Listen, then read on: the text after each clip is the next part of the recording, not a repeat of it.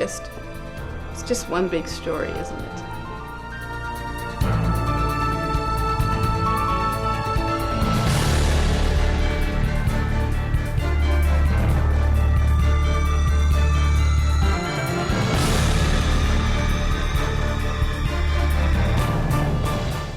Welcome to the Story Connection. I'm your host, Dänna Wilberg.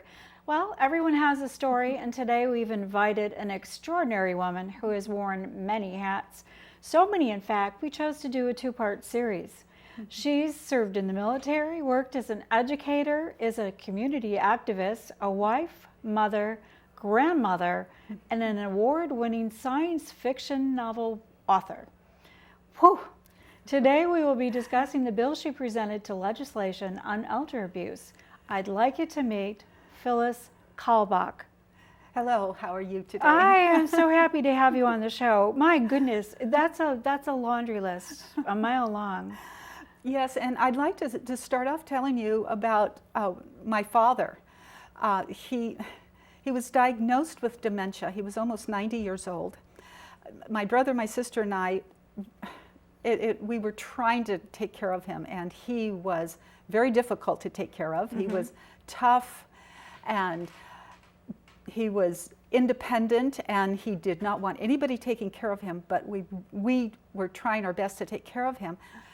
Well, professional thieves came in, and they convinced him that they were the only ones who were going to protect him from his children, who were wanting to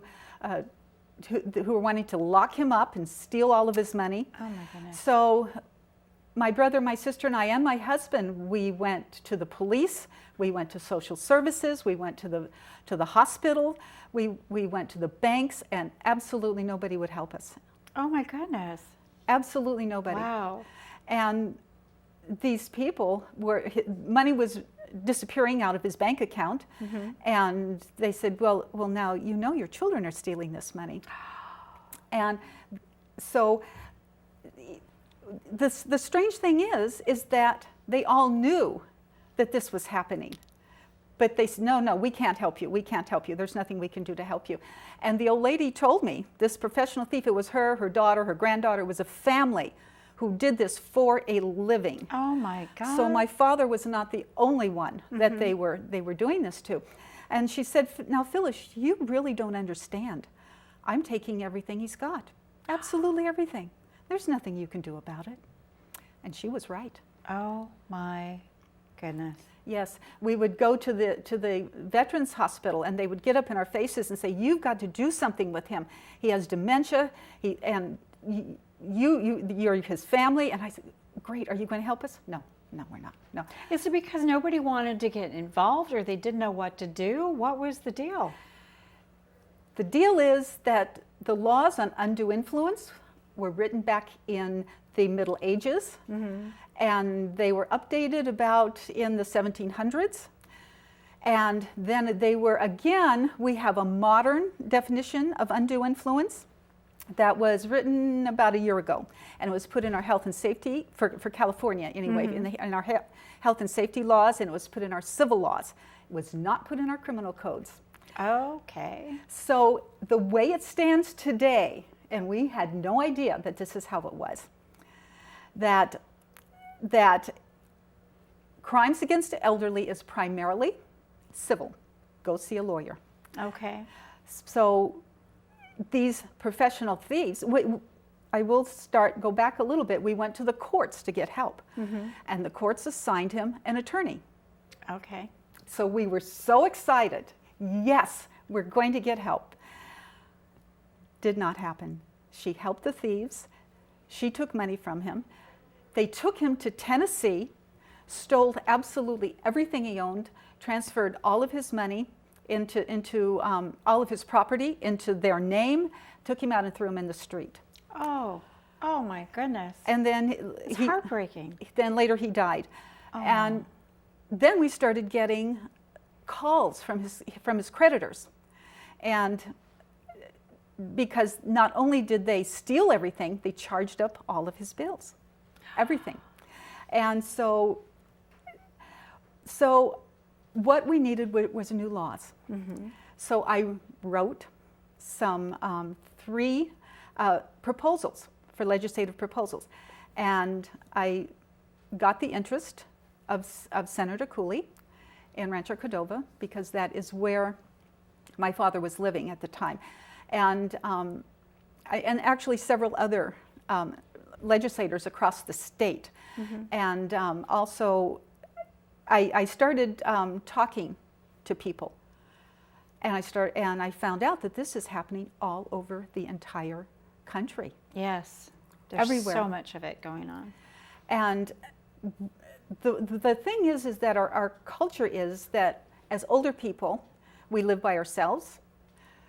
We're more independent, or so we think, but we get older and we start getting vulnerable. Our friends start dying off, our family, and we get a little depressed. We're very, very vulnerable. And sometimes when we take medication, this will, the medication may maybe screw our judgment in ways. Absolutely. So that maybe we're not thinking as clearly, Yeah. and these people know it. You get those smooth talking predators in there in the mix, and Yes. wow. Yes, and I found out that the lawyers are able to go in and make decisions as to whether or not this person is competent enough to sign everything over to anybody. You don't need a medical doctor to make that decision. And so I wrote 3 legislative proposals, and they are now at the Capitol. Good. And I'm finding other. Mike McGuire, Senator Mike McGuire, is also interested. So I've been talking with these people, and what happens with them, I'm not sure. But the first one, and I will tell you about them individually because they're very important. The first one is that we have a very, very good law. It's 368, and it describes crimes against the elderly, and it is in the criminal code. Okay, now when you say crimes against the elderly, what does this cover? Does this cover, what is that, larceny? Everything. Okay, physical abuse? Yes. Mental, okay, Yes. okay, Crimes against the elderly. okay. 368. And it's pretty good. But it is not in all of the manuals of all of the police stations. And in Santa Clara County, a complaint was filed, and the grand jury did an investigation, and they discovered that if the 368 is in the manual, there are more arrests. If it's not, there's not. Now, I took 368 to the police station, and I put it on the counter. I said, you have to do something. No, we don't. That's social services. That's this person. That's that person. That's this person. Oh, wow, no accountability, huh? No accountability. Oh, So then so my first law is that this absolutely has to be in all of the manuals and social services manuals and hospital manuals, all up and down the state. Okay, that's number 1. Number 2, we need to update our undue influence definition and put it in 368 right. so that it is in the criminal code.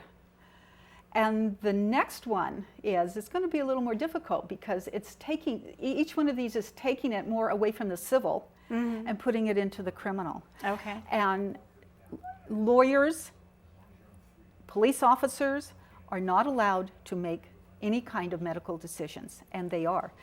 It has to be done through, when the police officer gets a complaint, they come out and they have to have a set of rules that they go through. And that includes getting the medical records.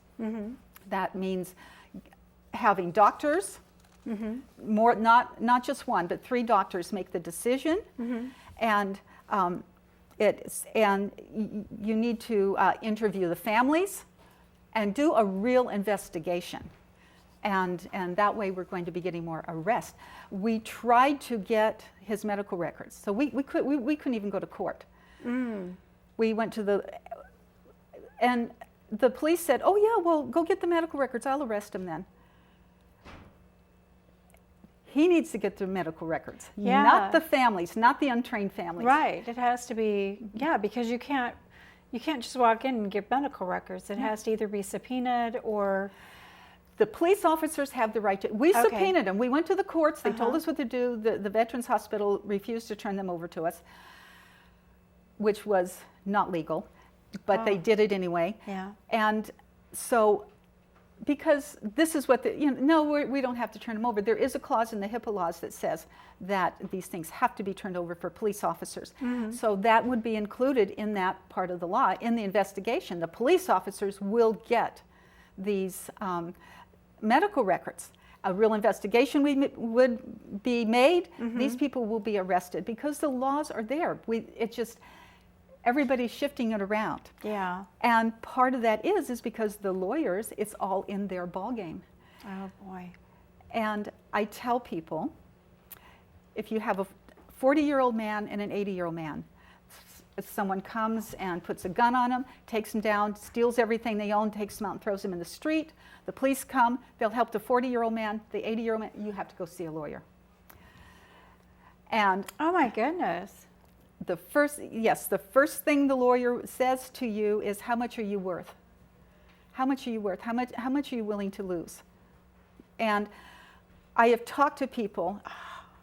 One lady I spoke with, her mother was worth $80,000, and a predator was coming after that. She went to a lawyer. She had to give the lawyer $80,000 to protect her mother. So, What? and there's no regulation on how much a lawyer can charge for this. And so these predators, they will take it from, if you're a little old lady with just a house, they will take that. They will take anything they can get. And there's really very little you can do about it. And when you get into this as a family, getting into this, I mean, I'm an educated person. I have a graduate degree. My husband has graduate degrees. My brother and sister are educated. And we trusted our government. We had no idea. And once you get into this, the families are demonized and you're shoved aside because we are the legal heirs. Yes. And you have to push us out of the way, and then off they go with the strangers. But you feel so helpless, and it wears you down physically, mentally, emotionally, and you think you are the only one that this is happening to. And so people are starting to come out. I've talked to people all across this country. The phone rings and I hear somebody from Florida, New York, from Colorado. Oh my goodness, I bet. And they're telling me these stories. And our laws have not caught up with what is happening. We're living longer, we're healthier, but we are vulnerable. I'm 68 years old. I am vulnerable. And all of us are. And I also tell people, this is not just crimes against the elderly or vulnerable people. We are the weapon. They use the elderly person as a weapon against the families. This is a crime against the American family Yes. because we have all suffered. Well, yeah, because they're not just stealing from the one person, they're stealing from the generations to come, because right. most of the time, you know, it's the family that pays the bills and the funeral expenses, and you know, whatever's left over is divided, and I'm sure that you know, that property is kept in the family and passed on from generation to generation. So well, you're robbing from all kinds of people. And there were things that they took, his World War II medals, we don't know where they are, they're gone. He had a dog, we don't know where the dog is, we don't know what they did with it. There's all sorts of family things. That's not important to them, that goes in the garbage. But the first thing they have to do is get the family out of the way, and they come in, and they are good. Oh my, I have never seen anything like that in my life. They are good. They are professionals. And so I've been speaking in front of groups about this, and so I'm getting a lot of support. Carrie Kasem and her foundation is very excited, and she is in 13 different states, and she's trying to get legislation. And if California can get these through, we can be the leaders, and then we can take it across the country. So how do they infiltrate into the families? Are they caregivers? Some. Okay. Are they hospital workers? Or Yes. Wow. This old lady, I'll call her an old lady. She did have a name, but who knows if that was really her name. But she worked in a bank, and sometimes she made her contacts through a bank. Sometimes they wait outside hospitals, and they target people. Sometimes these phone calls you get, hi, just kind of talk, and then, oh, I'm sorry, wrong number, and they hang up. They're targeting. They're saying, how vulnerable is this person? They are caregivers. I got, somebody sent me an article, I think it was from the New York Times, that they have lawyers, conservators, and caregivers coming together as a gang and coming in. Oh my. And targeting people and doing this.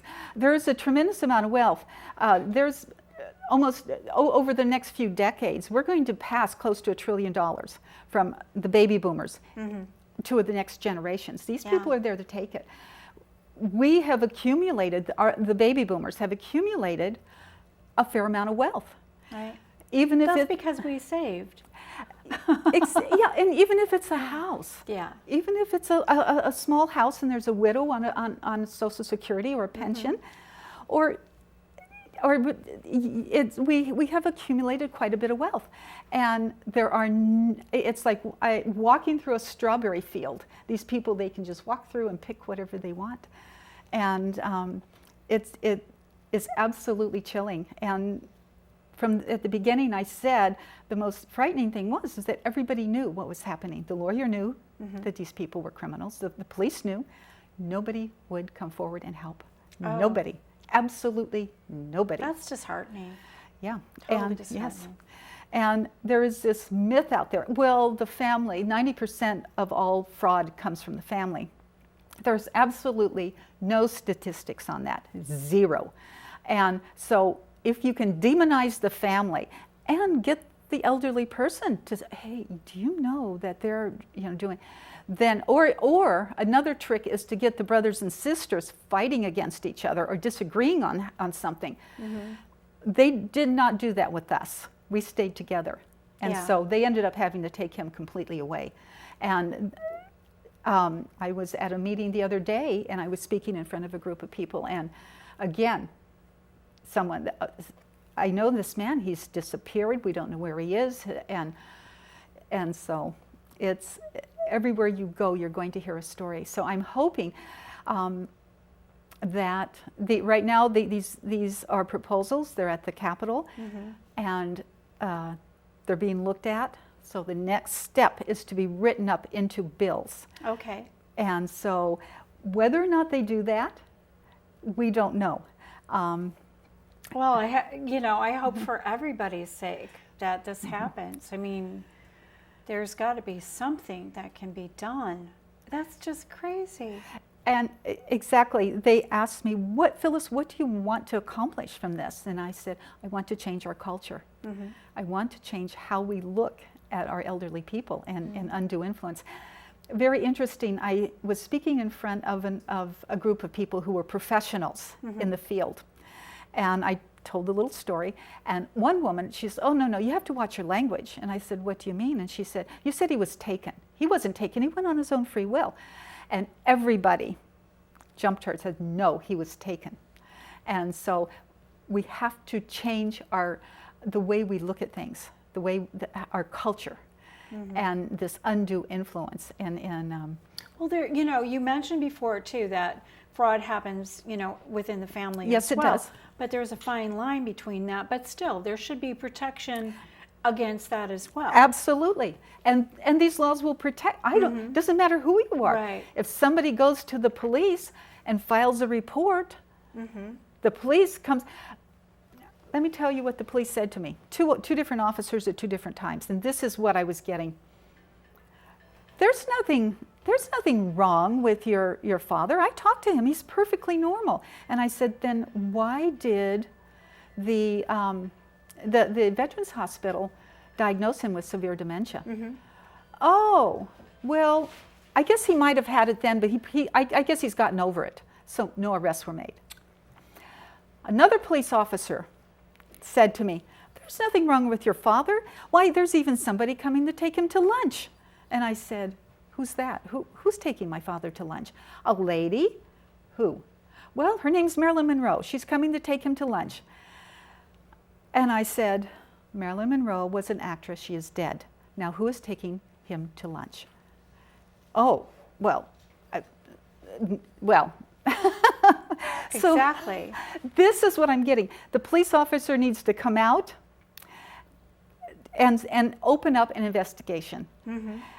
And I'm not saying that by doing this that these people they're going to have to find a different way, but we're going to put them on the run. Why make it easy for them? Oh, absolutely. And that's what we're doing. We're making it very easy for them. Well, God bless you for just fighting this. This is, we need warriors like you, Phyllis.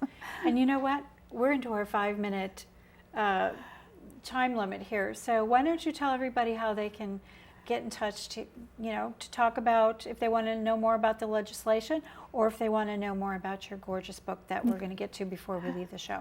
Okay. You can email me at PJ, my last name, KALBACH, at sbcglobal.net, or through my Facebook, on my Author's page? author's page. Okay, wonderful. That sounds good. And that, that information we're going to repost for the next show as well. But we're going to be talking more about your book. Mm-hmm. But right now, let's go and give some information about the Story Connection. The Story Connection airs the second and fourth Thursday at 9:30 p.m. Pacific Standard Time. Our companion show, Paranormal Connection, airs the first and third Thursdays of each month. Each episode repeats the following Friday at 1:30 p.m. and Saturday at 5:30 a.m. Watch these programs online at the same airtimes by going to accesssacramento.org and clicking Watch 17. In the Sacramento region, you can see us on Comcast Channel 17 and on AT&T Channel 99. You can find previously aired shows on the Story Connection YouTube channel. For information on upcoming shows and previous Story Connection guests, go to storyconnectiontv.blogspot.com. You can contact us at storyconnectiontv@gmail.com, and don't forget, find us on Facebook, become a friend, and become a fan. Phyllis, how long does it take for the legislation to become a bill? That's a good question. It can take a long time. It can take a very short time. I gave them the proposals before the election. They were not going to do anything about it until after the election. Okay. So I just spoke with another senator, Senator McGuire, Mm-hmm. and I sent him the information as well. And so they're going to be talking. At any time, they can just throw it out. They could do something else with it. They can change it. So I have to constantly be on them. And I'm getting letters from people, Mm-hmm. and you can send your letters to Senator Cooley's office. Okay. So that would be a very good idea, is that you want this legislation to go through, and start sending them to him. And that will certainly help. Let's carry that one step further. Everybody out there, if you've got elderly family that you're looking after, or even to protect yourselves in future years, we need to be a little bit more proactive about this. Mm-hmm. So we can write our senators, we can petition. What else, can we do to make this a law? Yes, do phone calls. Mm-hmm. Where get them to start. They are looking at it. They told me these things are fabulous. Mm-hmm. So far, everybody has looked at it, but we need to push them through. Just keep pushing them. Put this up to the top of the heap. This is very, very important, because this affects absolutely every single person in this country. Right. Well, I think, as a first step, I'm going to be proactive and put the information on our Story Connection Facebook page, so you can go there, see who to contact, see how you can be proactive in getting this law passed as well. Yes. We need to protect our family. We do. We need to protect our Yeah. families. Wow. Yes. And Well, have you always been a political activist or a I think it's in my blood. Okay. Yes, I've done my ancestry, and I have some pretty feisty ancestors, so it's not my fault. I'm very, I just go along and do my thing and mind my own business, but then someone comes up to me and no, that's not right. No, and they usually get a little shocked because I turn around and say no. Well, good for you for doing something about it. Now, before we go, we're going to be continuing our conversation with Phyllis Kalbach, but next we're going to be talking about her beautiful book, Blue Eden, and I'm reading it and I am just so enthralled. So I'm really excited to be talking about this book. And also we're going to be talking about how Phyllis has become active in protecting our planet. Yes. So she's yes. just a fabulous, fabulous person to have on the show. I do want to thank our wonderful crew, Laura, Ted, Lorene, Don, Rick, for coming on and volunteering their time to put this information out there. We couldn't do this without them. And also, if you'd like to know about more about me and my novels, you can go to DännaWilberg.com, and there's all kinds of information on there. So I have one last question for our audience, and that is, what is your story? Good night, everybody, and thank you so much. You're welcome. Thank you. Thank you.